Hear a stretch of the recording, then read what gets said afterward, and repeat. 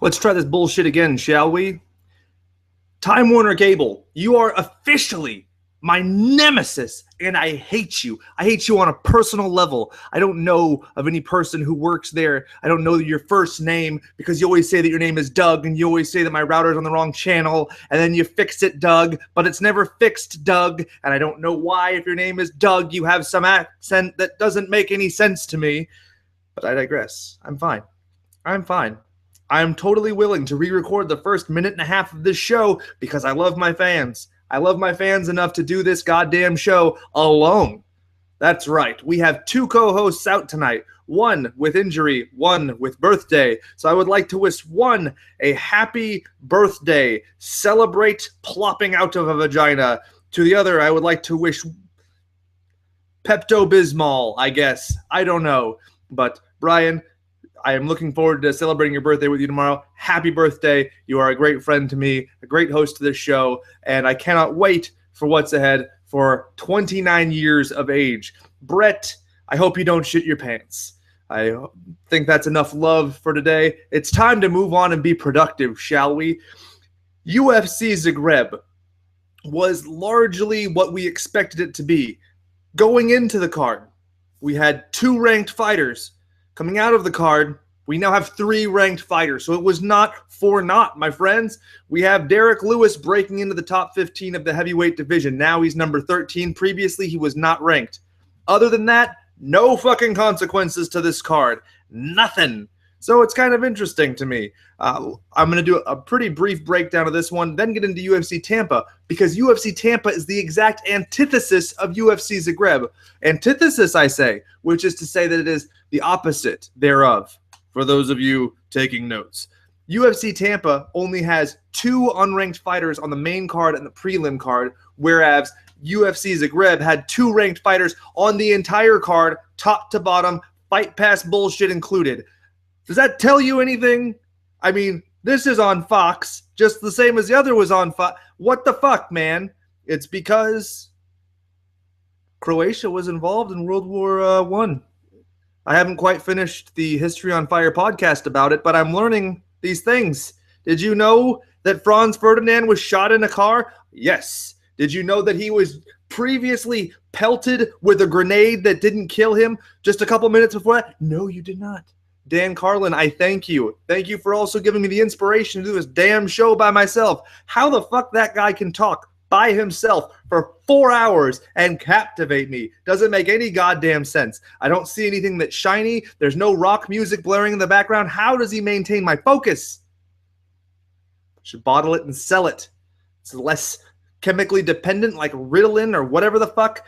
But let's get into the stuff that matters. Junior Dos Santos beat the ever-loving piss shits out of Ben Rothwell. Son of a bitch. It's almost like he listened to the show and was like, I'm going to do what they said I would need to do to win, just so they look like assholes.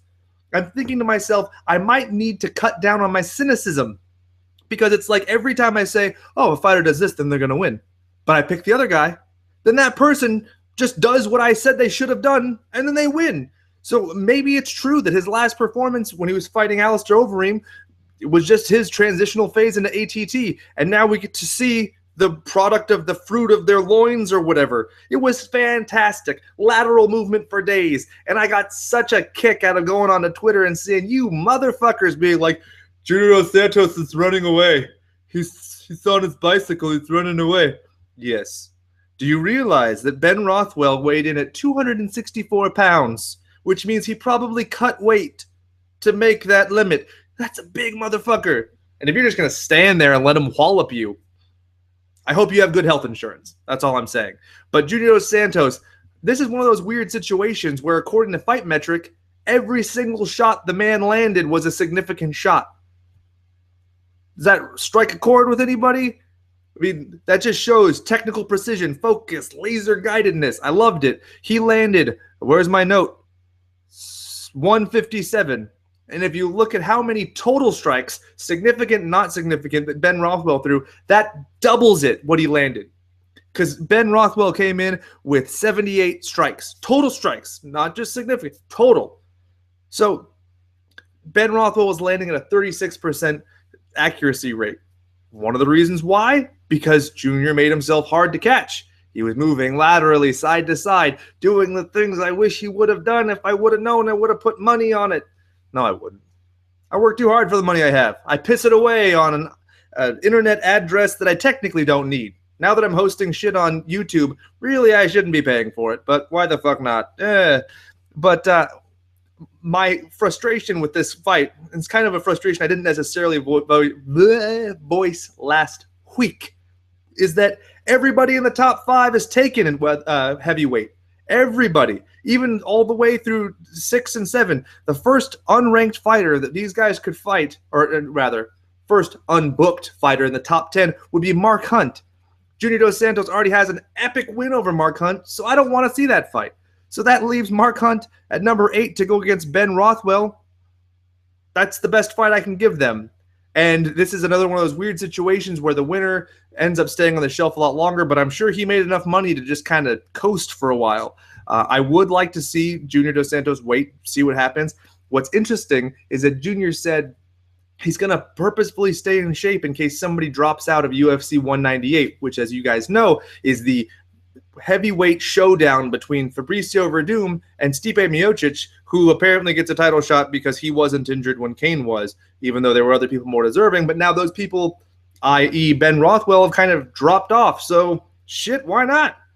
Stipe is the number 1 guy, and the guy who just beat Stipe can just wait.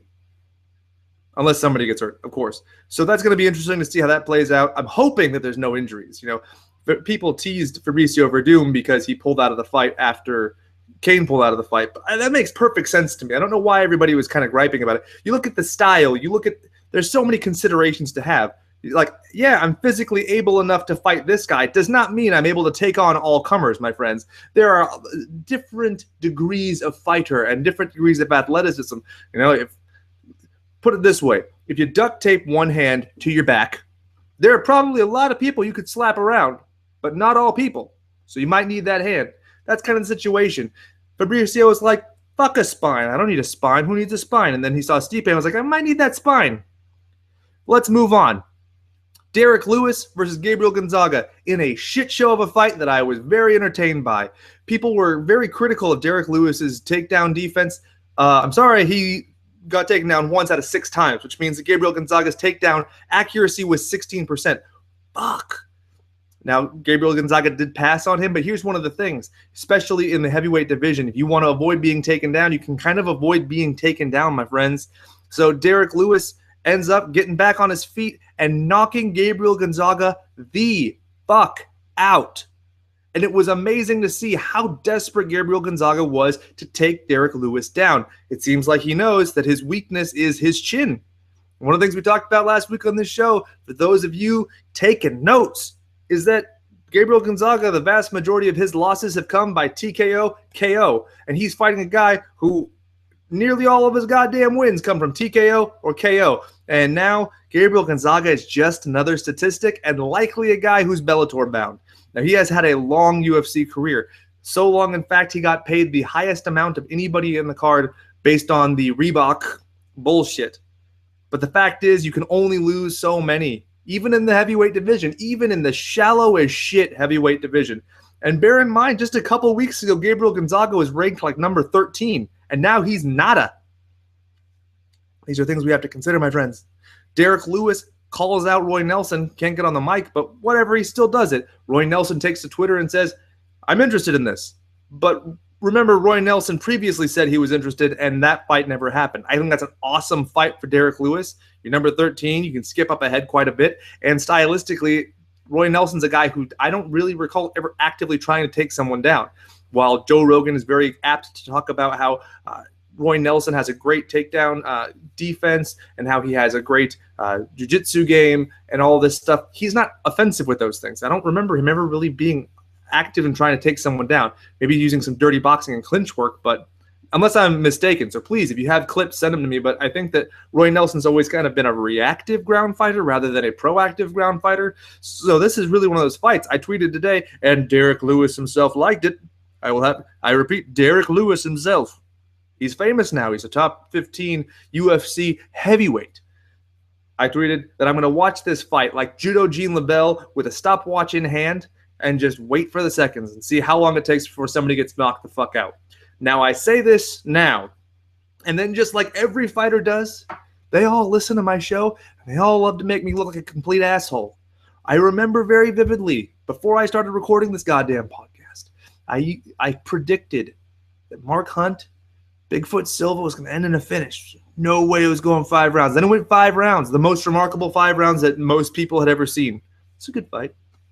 Whatever. Gabriel Gonzaga, I don't see how he's going to stay in the UFC. Really, his tenure as of late is negligible. I mean, Matt Mitrione's way better. Matt obviously didn't get cut. Maybe a better example would be Jared Rosholt just got cut. Jared Rosholt's win-loss record 6-2 in the UFC. It's not too shabby. Gabriel, you had some good times, some bad times, but those times seem to be over, my friend. I would be polishing up that resume, if you will. They have templates online. I know I was previously jobless before I have the job I have now, but that was only for 11 days because I was proactive. That's what you need to do, Gabriel. You need to do what I did. Send that resume out everywhere you can, which in your profession is only like 5 or 6 credible promotions, but still do it. I think that you probably should go elsewhere. And even if they give you the option, you might want to just go. Why would you want brain damage, my friend? Just go off somewhere else. Be like, hey, I'm that one guy who kicked Mirko that one time before he knocked me out in revenge. Have somebody pay to put their sticker on your ass. Go out there, fisticuffs, and go home. You don't have anything to prove. You couldn't be the UFC heavyweight champion, but hey, lots of people can. I can't. Let's move on. Ngannou versus Blades. Fuck, that was a weird fight. I mean, it was an impressive fight. I hope I'm saying it right. Ngannou. He ends up getting a doctor stoppage victory over Blades. Blades' eye swells up, looks like a butt pussy. It's disgusting. And then the referee argues with the doc. Hey, doc, no, but he said he could see. He's lying, bitch.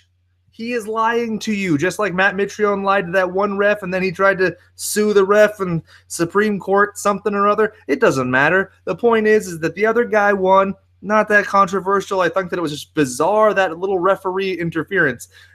One of the frustrating parts about this card, as I've gone on, neither of these guys are ranked before or after. Now, obviously, Blades was making a UFC debut, so he's likely to get a second chance. Not that concerning. But the other guy, come on. Give him something. Top 15. Fuck the other 2 guys at the end of 15. I don't even know. I keep switching out their names. The Magaragadov and something or other. Whatever. Ruslan Magomedov and Alexei Olenek. Come on. Who cares? Just switch them out. That's why 14 and 15 exists. Is just so you can hype up the next guy. Come on. There's like a panel of 12 people who do the rankings. Guys, give me your personal cell phone numbers. I'll send you dick pics and my picks for fighters and stuff. Equal proportions. Moving on, Tim Johnson. God damn. He looks like a character Gung Ho from G.I. Joe. G.I. Joe Silva on Twitter pointed that out. And he's right. It's awesome. Brought me back to my childhood. Tim Johnson wins. I thought that Johnson would be ranked as of now. You know, his last loss came from Jared Rosholt. And I was like, well, now that Rosholt's gone and this guy's just won, 2 fights in a row, maybe he should, or now I think it's his 3, vault up and kind of take that spot that Jared Rosholt had. It's as if that guy doesn't exist in the UFC anymore. But then I realized Jared Rosholt was not a ranked fighter before he got cut. I looked on the archive.org whatever and was able to go back and post-date and look at the old UFC rankings, and I guess it doesn't matter. I figured that a 6-2 in the UFC, well, rather for a long time it was 6-1, would end up getting you somewhere in the top 15. But if you're boring as fuck, nobody's going to pay attention to you. And nobody did, which is why he's gone. So, Timbo, I'm telling you, my friend, take some steroids, knock somebody the fuck out. Don't do this unanimous decision shit. It was good. 29-28, not bad. You could do a lot better. It's a little bit of juice. His competitor, Marcin Tybura, making a debut in the UFC, blah, blah, whatever. One thing I noted is that the Ngannou guy, whatever his fight is next, it doesn't really matter because he should be so lucky as to get into the UFC or rather get into the top 15 of the UFC. I was saying that he should either be fighting Ruslan Magomedov or Alexei Oleinik at whatever next UFC European event there is, whether it's Fight Pass or whatever the fuck. Nobody cares about those, obviously, in booking these, but I digress. Tim Johnson beats Marcin Tybura. Tybura made his UFC debut. He'll likely get a second chance. Not that big of a deal. Moving on, Jan Blachowicz beats Igor Pagaragajek by unanimous decision. Okay. Marina Moroz beats Stasis Sui. Unanimous decision. Okay. Zach Cummings beats Dalby. Unanimous decision. Okay. Perez versus Entwistle. Alejandro Perez, my dude, gets accused of greasing his legs, then beats the shit out of the guy like he owes him money.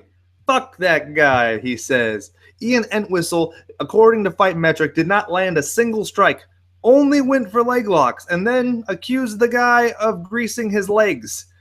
Ref even checks, no grease here, my friend. Then he taps to strikes, which is to say that this guy probably does too much jiu-jitsu, if you can believe that there is such a thing. Because when you get hit a lot, you usually just pass out or let the ref intervene. You don't tap that much. I mean, it's kind of weird. But then again, so's your fucking name, Entwistle. You a merry tree person walking around, keeping a tune. Fucker. Next, Taisimov Hadzavizizek KO. Awesome. You should check it out. I'm not going to tell you where you could pirate things, because that would probably be some kind of complicit thing, and I could get myself arrested or disbarred or something. But I will tell you that you can. Just throwing that out there. Stasiak Pijic, rear naked choke. So one of my favorite of the naked chokes. Good job. Martins Whiteford split decision. The only person who looked really, really shocked was Whiteford. Cannonier versus Asker. What'd I say about Cannonier? You cannot have a last name with Cannon in it in the UFC heavyweight division and not knock somebody the fudge out. Good job. Vikelga and DeChurko, unanimous decision. See a staunch comparison between the big finishes and the unanimous decisions. Best unanimous decision, in my opinion, was the Junior Dos Santos Ben Rothwell. If you haven't seen it, go see it. It's 25 minutes with the breaks in between rounds, a half hour. It's no different than watching an episode of Extreme Homes or some bullshit. When there's breaks, you can go take a piss, flick your bean. But then during the action, you can see Ben Rothwell get Spartan kicked across the ring. You can see Junior Dos Santos with his shaved-ass head looking like Sagat from Street Fighter. Come on, man. You owe it to yourself. You work hard. You know, this is the Overtime MMA podcast. It's only for people who work hard, and this is in your overtime. You deserve to treat yourself to watch Junior Dos Santos kick a furry bald guy with fury. UFC Tampa coming up this weekend. Hell yeah, it's coming up this weekend. Shit, boy. We have Glover Teixeira, number 4 ranked light heavyweight in the world, going up against Rashad Evans, number 7 in the world. All right, cool. I can dig that. I smell what you're stepping in. Why not? Now it's 5 rounds. Okay, cool. Why not? Glover, if you look at his UFC tenure, he's 7-2 in the UFC. Those 2 losses coming to John Jones, Phil Davis. Rashad Evans, on the other hand, he is 14-4-1. Damn. The one comes actually from a draw with Tito Ortiz. It tells you how long Rashad Evans has been in the UFC. Whatever. But one thing I need to point out, and this is something I've been saying for a long time, I think that Rashad Evans should be at middleweight. What's my evidence? Jake, how's big old Rashad going to get down? Figure it out, buddy. Because Rashad Evans' last 2 wins came against people who were middleweights. Chael Sonnen, Lyoto Machida. Am I right? Is that what I'm thinking? Yeah, whatever. I think I'm right. But I know. No, it wasn't. Yeah, it was. Anyway, my point being that Glover Teixeira is on a 2-fight winning streak. Those wins coming with Patrick Cummins with a TKO victory, OSP with a submission. That's one thing that I'm looking at OSP's matchup with John Jones and saying, John Jones is a pretty lethal submission artist.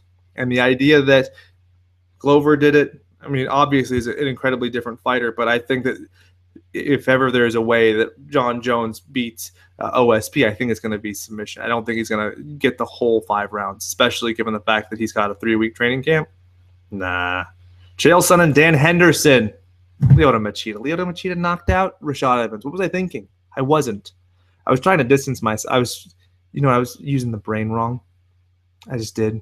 Because Dan Henderson's last fight was Vitor. That's why. Nope, Lyoto. Lyoto is who Dan's fighting to this weekend. That's right. That's number 3 on the card, number 4 on the card, number 5 on the card. Where's that fight? Yeah, it's number 2. All right, we're cool. Chill the fuck out, man. Why are you talking so fast? Lyoto Machida, Dan Hendo Henderson in a rematch fucking no one wants to see, with an ending that pretty much everybody can predict. Lyoto Machida is probably going to knock out Dan Henderson, TKO, and it's going to be over. Oh well. Lyoto Machida is on a 2-fight skid. Losses coming to Yoel Romero and Luke Rockhold. Tachia. Those guys are kind of the best in the world. And the physicality of Yoel Romero versus Lyoto, come on, my friend. You got Dan Henderson, who's 2-6 in his last 8. Please put this man on Social Security. Put him in a lawn chair with a mojito. Put him on the beach so his skin can leather further. And let's be done with his fight career, my friend. You beat Tim Bosch. That's cool. Everybody beats Tim Bosch. That's why Tim Bosch was in the UFC, because he made other people look good. Except for Hector Lombard. But whatever. My point being, I don't really care to see this fight. You have a 45-year-old going against a 37-year-old, no title implications. These guys are just kind of taking up space. You know how Dana White was making the excuse of cutting guys like Jake Shields, like, oh, well, he's past his price, he's not moving forward in the rankings or whatever. These guys are the kind of that quintessential. Lyoto obviously still has some fight in him, but I don't think that at 37 he's going to be going up against a guy like Luke Rockhold and putting up, amazing numbers in pay-per-view buys or anything, or the competition of the fight. He already reinvented himself coming from light heavyweight to middleweight. I don't think that there's another reinvention coming anytime soon. I like him. I wish he spoke better English, because he seems like he'd be a charming guy to do post-fight analyses. But then he'd be competing with me. He can fuck right off if he thinks he's going to do that. This is my shit. You see this backdrop? You are listening to the show on iTunes or Stitcher. You don't see the backdrop. So do yourself a favor. Go on YouTube. Subscribe to this shit. It goes right into your little inbox anyway. And then bada bing, bada boom. You can watch. You can listen. You can do both. Get my listenership up. I can afford a better backdrop. You get what I'm saying? Anyway, let's move on. Khabib Nurmagomedov. Almost out for 2 years. I did the math. My friends, he is 3 days shy of being off for 2 years. So good for him. No wonder he was so adamant about fighting at Tampa instead of waiting for Tony Ferguson. And trust me, we will talk about Tony Ferguson talking in the broadcast. That's some interesting shit. Anyway, Khabib Nurmagomedov is fighting a guy named Daryl Horcher at 160 pounds. Daryl Horcher is a dude with a full-time fucking job doing something with steel. All-American. Let's do it, my friend. Probably likes Jesus. Jesus versus, the devout Muslim, who I have to say again, I think that it's awesome that EA Sports reacted so quickly and didn't dramatize their involvement or their making peace with Khabib Nurmagomedov, because I think that's something that would be deeply offensive to me if I was of the religious proclivities. So good on that. Khabib, you have to bet on Khabib. 2 years off. What is 2 years? 2 years is a beat of the wings of the cosmic butterfly, man. It's no time at all if you look at it from the right perspective. If you're one of those tortoises that was walking around back when Darwin was alive, it's nothing. That's a sneeze in history. So Khabib Nurmagomedov, I don't think is going to be all that rusty. One of the things, his style doesn't lend itself to being rusty. Timing, range, those things are what I always see people lacking when it comes to their return. Look at Rashad Evans when he came back against Ryan Bader.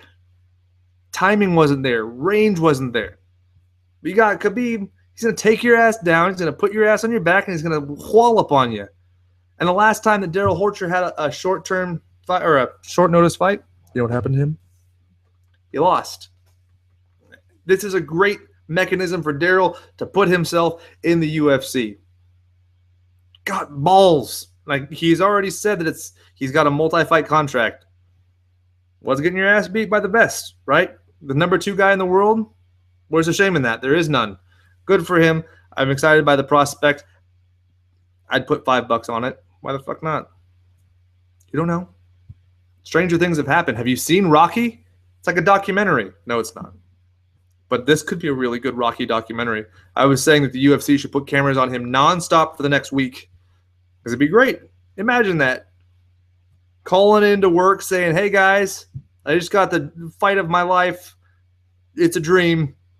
Can't come into work for the next week. Gonna cash in all my vacation days. He wins? Be radical. I love it. Moving on. Beneil Dariush versus Michael Chiesa. Dariush saying outright that the UFC is trying to build names off of him. Yeah. If you look at his resume, he's fought a slew of tough-ass dudes. Michael Chiesa has fought some of those tough-ass dudes. In fact, they both hold wins over Jim Miller. But Jim Miller is fighting at UFC 200. So explain that to me. I don't understand. I think that maybe he's there for the more casual fan who's from like the Spike TV days. But that's neither here nor there. Michael Chiesa won the toughest season of The Ultimate Fighter, or when it was The Ultimate Fighter Live, when he's actually imprisoned in a mansion for 16 weeks. Could you imagine the torture? Then you have Beneil, who's only lost in the UFC, comes from a flying knee knockout from Ramsey Nijem. So, I mean, both these guys are solid. You have a guy who's 6-1, another guy who's 6-2, and yet they're divided by 7 spots in the rankings. Dariush is number 7, Chiesa is number 14. It's a great opportunity for Chiesa to prove what the Mr. Dariush was saying. Jump right up above. I would love to see Maverick do well. I like Maverick. He was a good guy. He was one of the most endearing and sympathetic characters on The Ultimate Fighter. But I got to say, Michael Chiesa, I've said this every time your name comes up on this podcast. You need to change the nickname. Maverick, not doing it for me. You're Little Country, bro. Look at the beard. Look at the hair. Little Country. Take it. You don't have to give me credit for it. Don't tag me and shit. Don't retweet it. Just take it and go. You beautiful bitch. Moving on. Rose Namajunas versus Tisha Tiny Tornado Torres. Ugh. Thug Rose. I like it. 2 syllables. Tiny Tornado. Fuck that noise. So, Torres, a perfect 7-0. Namajunas, an imperfect 5-2. They both have common wins over Angela Hill, but a lot of people aren't giving credit. This is a rematch, my friends. You might not recall, but July 13th, 2013, Tisha Torres beat Rose Namajunas in Invicta. So if Tisha beats Rose, guaranteed title shot. Rose beats Tisha, I think it's a guaranteed title shot. You know, both these gals have losses to Carla Esparza, but both these gals have just leapt and bounded monumentously into the future, into the great beyond. Stylistically, physically, everything they could do better, streamlined, less hair, all that fun stuff. Notice I'm not picking. I don't have anybody to pick against today. Just generally speaking, going through, I wish I could root for Rashad. I really do. But if he doesn't pull the trigger, I can't. And this is one of those situations where Rashad's probably going to go out and pull the trigger because I'm speculating that he won't do it. My cynicism's getting the better of me, but I really think Teixeira's got that one. Going down, Machida pretty much has Hendo. I mean, I don't see that changing. Nurmagomedov, this is kind of, while I want Horcher to win, I don't expect him to. Now Namajunas versus Torres. This is one that really has me torn. I could see it going either way. Tisha Torres excels in situations where she's maintaining complete control of the fight. Unanimous decision. That's her game. Rose Namajunas, all 3 of her UFC wins come from submissions. Or actually all 2 of her UFC wins. She's 2-1 in the UFC. But she submitted Angela Hill. She submitted Paige Van Sant. I think she's got a good chance to submit Tisha Torres. But I don't know. I wouldn't put money on it. I'm not putting money on it. I'm just going to sit and relax and enjoy. I don't relax. I never relax. You hear how fast I'm talking. God damn. Every couple seconds I stop and I try and take a full deep breath. Can't do it. It's like I'm playing Dead Space on acid or something. Moving on. Betch Kohea coming back after her UFC title loss to Ronda Rousey. Her first professional loss. Yeah. Betch Kohea, the pit bull. You know, usually there's jokes about fighting the person with the nickname that you're stealing. I don't think that Andrei Arlovski or Thiago Alves would entertain that as an idea. Scary lady. Knows way I'm taking that fight. Bada bing. Versus Raquel Pennington. Raquel Pennington is a gal who took Holly Holm, former UFC women's bantamweight champion, to a split decision. She lost, but she fought throughout. You look at their UFC 10 years, it's pretty interesting. You know, both of them are coming off pretty lengthy layoffs. You look at Betch Kohea, she hasn't fought since August. It's hard to imagine how much has changed in the UFC women's bantamweight division since August.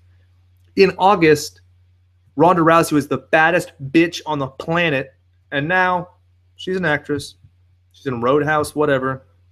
Not digging it. This fight, you got number 8 versus number 12. And that tells you what's happened in the UFC women's bantamweight division. Betch Kohea fought for a title in her last fight and now is number 8. I'm thinking she might have it. I don't know. She was training with AKA, and then I didn't see her training there anymore. I'm very interested to see where she's developed. I don't have an answer for you.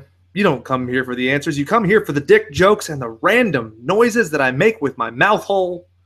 Court McGee fighting Santiago Ponzinibbio.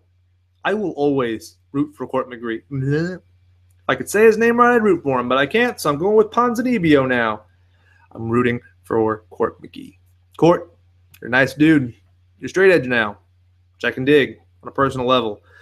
Court McGee has a beard oil company, and while you cannot see it, I actually do have some facial fuzz. Just happens to be blonde because I'm a bitch. But I love Court McGee's beard. It always brings me back to a simpler time when I would watch ECW and that weird Amish guy would fight. I think of that every time I see Court McGee. Court McGee, who is 3-1 since becoming a UFC welterweight. Both these guys have losses over Ryan LaFleur at welterweight. It's interesting, right? Because most MMA math totally works out. Point being, Santiago Ponzinibbio is 3-2 in the UFC. His other loss, besides Ryan LaFleur, is one of my favorite fighters to watch. The Monsoon. You not know who that is? Lorenz Larkin? Riversidian? Riversider. Whatever. We're from the same general region. I like the guy. So the fact that this guy lost to him is okay with me. He was supposed to. It was preordained by the stars that he was going to lose to Lorenz Larkin. Cool deal.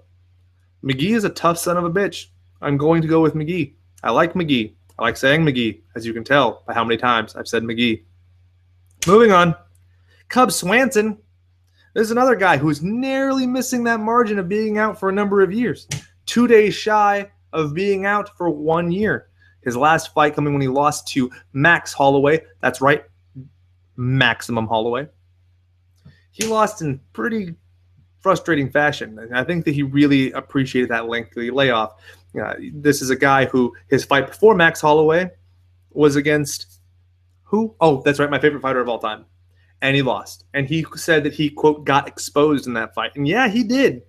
But the thing is, Cub will always be one of my favorite fighters. He's always exciting to watch. He's a very articulate guy. He has worse tattoos than I do. So I just love watching him.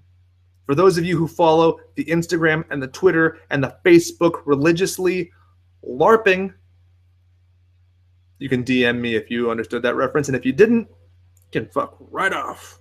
But he's fighting Hakron Diaz, a perfect tune-up fight. And I don't see why we don't do this more in MMA as a whole. You know, in boxing, these guys are made to look like these, behemoths, these Herculean wizards. But truth be told, a lot of them are very beatable guys. But they choose their career very specifically, and there you go. A legend is born. Swanson fighting a guy who's 3-2 in the UFC, who's number 9. He's number 6. Win-win situation. He's coming off of a year layoff. You could always blame Rain Russ. So if he ends up on a 3-fight skid, he can stay. A big name. He's been around since the WEC days. UFC will keep him no matter what. Hakron Diaz, he's 3-2. Worst case scenario for him, he loses, he gets cut. He becomes a 3-3 UFC fighter. Oh well. The world doesn't stop spinning, man. You can go find another career. You can find another fight promotion that will take you. You're in one of the most competitive divisions in the entire world. You're fine. Imagine him versus Justin Gaethje. Why not? There's nothing wrong with it. This is the kind of matchmaking that excites me. You have a guy who could vault up. You have a guy who could stay. It churns the pot, but without breaking it down and completely recycling it every session. Speaking of rankings, god damn, this ranking just pisses me off. John Dodson, who has not fought at bantamweight since 2012 when he beat former UFC bantamweight champion TJ Dillashaw to win the Ultimate Fighter season, wherein Jason Mayhem Miller fought Michael Bisping. You might remember that. That was the one where Dodson was like a little spy, which made sense because he was compact.